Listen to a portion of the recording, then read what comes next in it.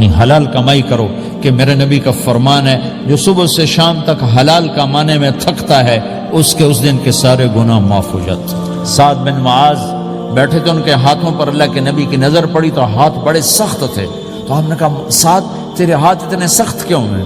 کہا جی میں اپنے باغ میں خود کام کرتا ہوں، یہ سخت ہو گئے۔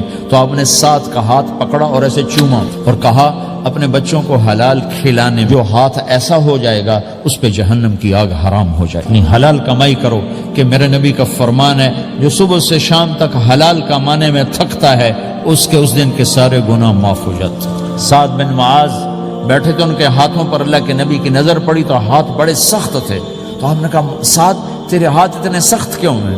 کہا جی میں اپنے باغ میں خود کام کرتا ہوں، یہ سخت ہو گئے۔